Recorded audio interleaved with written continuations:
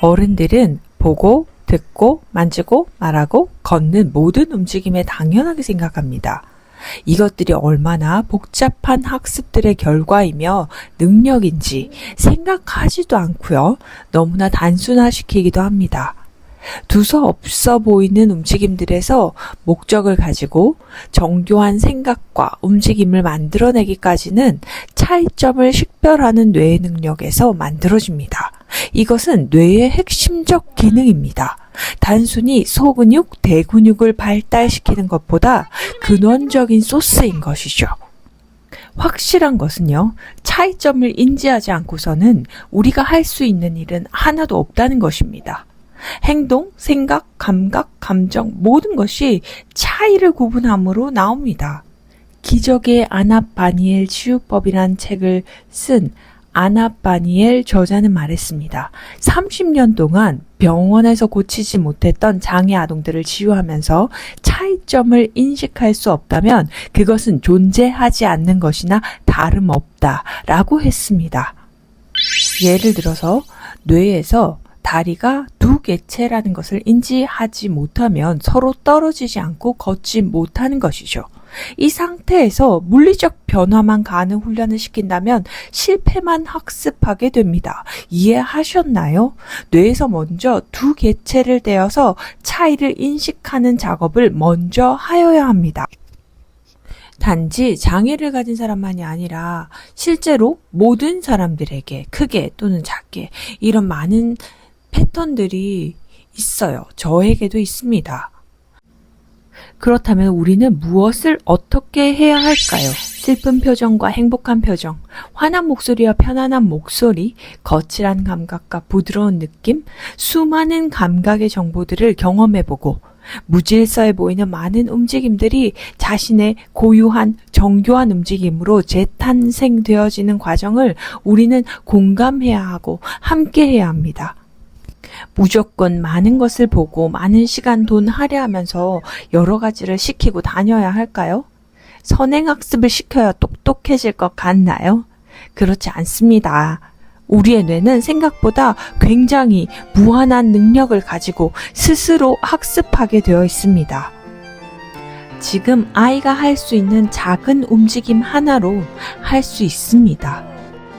좋다는 수많은 것들을 시키는 것보다 내 안에서 스스로 작은 발견들을 해나가다 보면 그 방식으로 뇌는 세상과도 연결하게 됩니다. 당연히 뇌를 쓰는 방식이 바뀌면 학습하는 방식도 바뀌게 됩니다. 오른발이 더 커요. 자, 왼발을 공룡발처럼 크게 만듭니다. 팔을 하늘로 들어보세요. 쭉. 어느 팔이 더 길어요? 왼팔이 더 길어. 오른팔로 하늘을 잡아요. 기존의 패턴을 스스로 수정할 수 있는 창의적 사고의 습관을 가지게 되는 겁니다.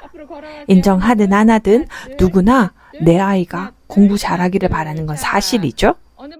세상에 수많은 훌륭한 학습 시스템들이 존재합니다. 들어보면 모두 좋아요. 그러나 부모들이 아이들의 뇌와 먼저 소통하는 방식을 저는 다뤄보려고 합니다. 아이를 편한 곳에 눕히고 몸을 좀 일직선으로 눕힌 후에 엄마가 위쪽에 앉는 것이 아이를 좀 전체적으로 보기 편하실 거예요. 다리 한쪽을 들어보라고 합니다. 아마 힘을 써서 뻥 찰 수 있어요. 그런데 그것도 할 수 있는데 얼마나 조금 들기도 가능한지, 얼마나 살살 들기도 가능한지 한번 물어봅니다. 그러면 이것저것 할 수 있구나, 이렇게도 할 수 있구나 알아볼 거예요. 아이들은 속도 조절이 힘들죠. 속도는 움직임의 중요한 조건에 해당됩니다. 그래서 이미지 작업을 해줄 거예요. 상상할 수 있게 끈을 발에 달았다고 상상시킵니다. 그리고 엄마가 그 끈을 잡고 다리를 당길 거야. 따라와 라고 말합니다. 한쪽씩 번갈아 가면서 일직선으로 위로 들었다가 내려올 때도 천천히 내려놓습니다.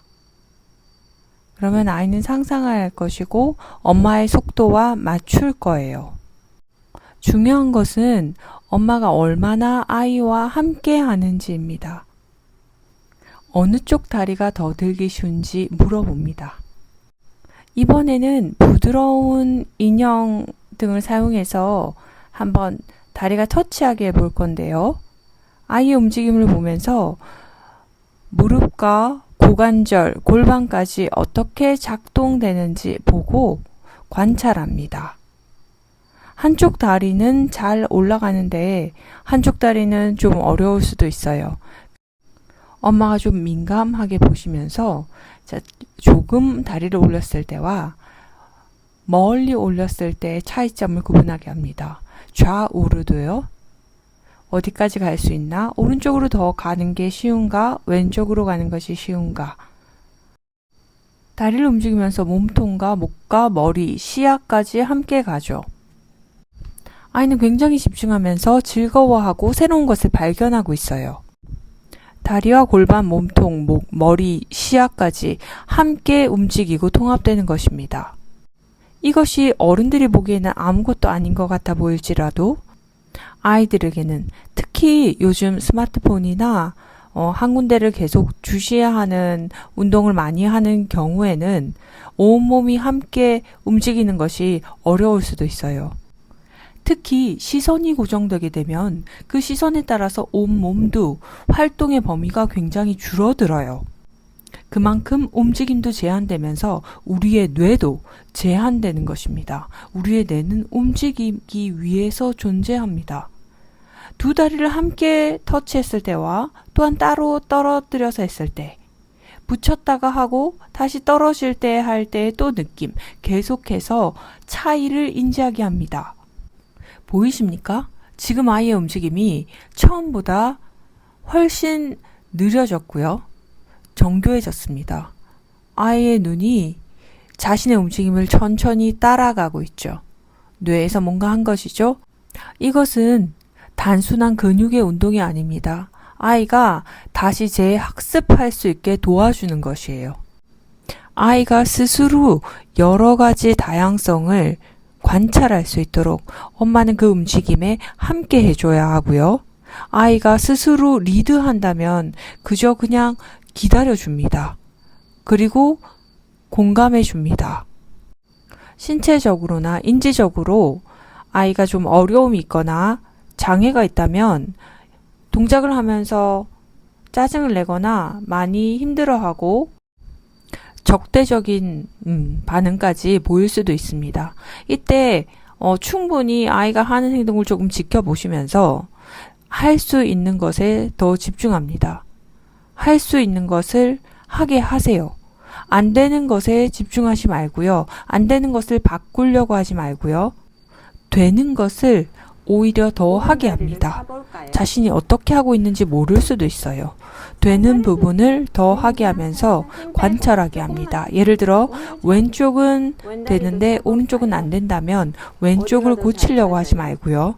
오른쪽을 더 천천히, 더 정교하게 되어지는 쪽을 스스로 관찰하다 보면 안 되는 쪽은 자연스럽게 배우게 됩니다. 스스로 배우는 것이죠.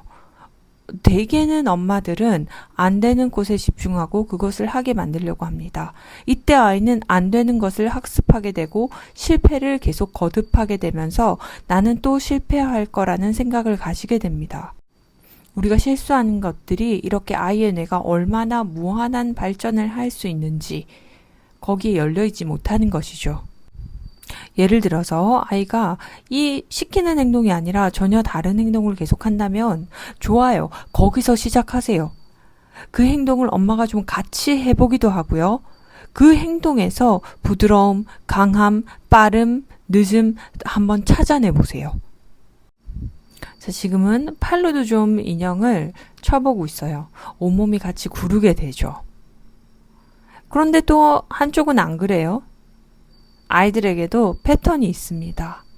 그리고 이 패턴이 고정된 것이 아니라 계속 변화하고 있으니까 엄마는 주시하고 함께 해주시기만 하면 됩니다.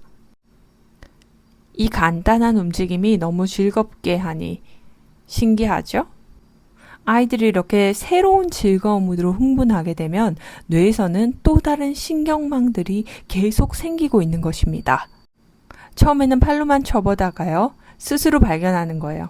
엉덩이를 들어보기도 하고, 다리를 띄워보기도 하고, 어떻게 하면 저 멀리까지 닿을 수 있지? 스스로 학습하시는 것이에요. 여기까지 어떠한 방법으로 다리를 들어서 쳐보라. 저는 아무런 말도 하지 않았습니다.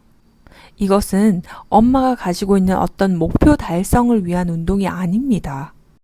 그러니 엄마는 그저 차이점들을 발견할 수 있게 이것저것 다 제공해 주시기만 하면 돼요. 학습하고 새로운 방법들을 발견해 나가는 것은 아이들이 합니다.